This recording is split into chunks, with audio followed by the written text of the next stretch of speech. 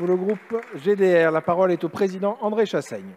Chers collègues, j'ai pris très tard conscience de la question environnementale et je m'en exprime toujours avec une forme d'humilité.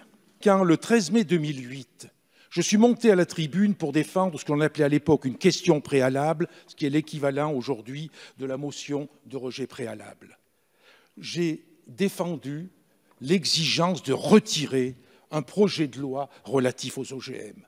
Je l'avais fait le pistolet sur la tempe parce que les céréaliers de ma circonscription me disaient « Dédé, tu vas nous tuer si on n'a pas les OGM par rapport à la concurrence internationale ». Et à l'époque, dans une majorité qui était beaucoup plus bouclée que la vôtre d'ailleurs, la majorité UMP, il y avait 271 votants sur cette question préalable. Malgré cette majorité écrasante, ma motion de rejet préalable a été votée à une majorité de 136 contre 135, ce qui a fait qu'en définitive, le texte, même s'il est revenu sur une forme après atténuée, a été retiré. Et ça, je le dis aux collègues de la majorité d'aujourd'hui, il est possible à certains moments, quand il y a des enjeux qui sont aussi importants, de se libérer des contraintes du majorité, quand véritablement on touche à l'essentiel, quand on touche à la toile de la vie, il faut être capable de faire preuve d'éthique et de se retirer de certaines combinaisons que je qualifierais de politiciennes. Merci beaucoup, Monsieur le Président Chassaigne.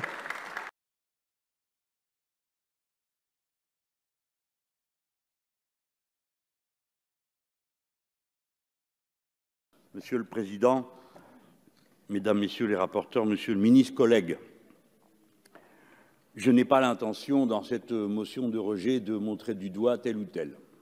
Ce n'est pas mon sujet. Je voudrais vous dire que, plus qu'une erreur, c'est une faute qui va se commettre. Si bien, Monsieur le Ministre, qu'aujourd'hui, la question qui est posée, ce n'est pas la quantité de néonicotinoïdes qui sera déversée, c'est la conséquence que ça aura sur le temps moyen et sur le temps long. Et cette conséquence sera désastreuse. Nous savons que ces produits sont 7000 fois plus dangereux que le DDT que l'on a interdit depuis plus de 50 ans maintenant. Et par conséquent, nous allons décider quelque chose de dangereux pour nos semblables, pour nos enfants, pour nos petits-enfants.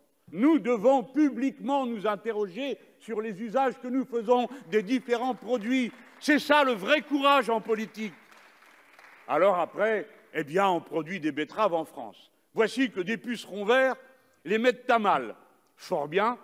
De combien sommes-nous capables d'encaisser en perte de production? Voilà la question à poser. Et que faisons-nous pour aider alors les salariés des sucreries et les travailleurs, les paysans qui cultivent ces betteraves? Voilà la question à se poser. C'est beaucoup plus simple de faire ça que de faire l'inverse, c'est-à-dire de répandre partout des produits qui nous empoisonnent et ensuite de réparer les conséquences désastreuses.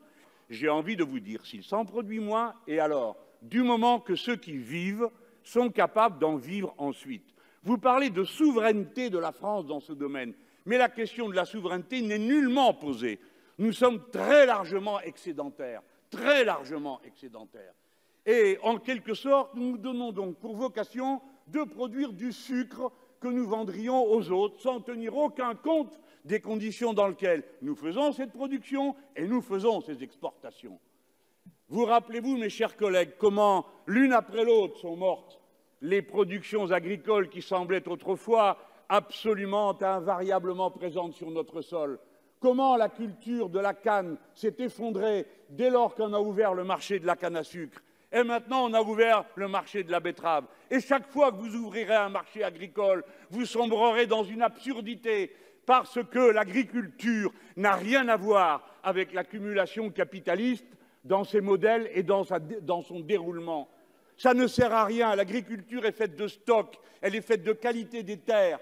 Tout ce que vous jetez dans cette terre a réduit pendant le XXe siècle de 50% la fécondité de ces sols, leur capacité à produire. Et sans cesse, il vous faut les gorger, sans cesse, de produits nouveaux, produits par une chimie qui détruit encore plus en amont et en aval. Voilà ce qu'est la situation. Écoutez-moi, je pense qu'il y a ici quand même des gens qui viennent d'autres zones que celles où on cultive de la betterave.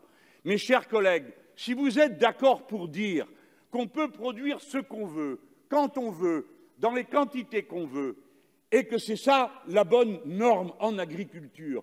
Alors aujourd'hui, vous acceptez pour les betteraves. Demain, vous devrez accepter pour le champagne, pour le bordelais, alors même que les appellations contrôlées doivent strictement toujours délimiter des quotas et des modes de production. Par conséquent, le sucre qui vient de la betterave française doit être exempt de pesticides. Il ne doit pas contribuer à empoisonner l'eau, il ne doit pas contribuer à empoisonner le sucre que nous allons manger les uns et les autres. Et ça sera sa valeur ajoutée. Alors, comment expliquez-vous que personne n'ait trouvé aucune idée sur la manière de se débarrasser de ces pucerons, sinon qu'à mettre ce produit si dangereux pour tout le monde? Collègues, vous pouvez décider que pour soulager à cet instant, dans les conditions d'un marché que vous ne discuterez pas, il y a le libre-échange, continuons le libre-échange. Il y a des règlements européens, continuons les règlements européens. Et puis, s'il faut mettre du néonicotinoïde qui empoisonne nos enfants, nos terres et tout ce qui vit, eh bien, nous verrons bien après les conséquences que ça aura. Ça, ce n'est pas la politique qui doit être celle du XXIe siècle. Cette fois-ci, nous prenons les choses plus au sérieux qu'auparavant. Votre collègue, Monsieur le ministre, et ce n'est pas votre personne que j'interpelle, vous l'avez bien compris, mais un gouvernement, un système de décision.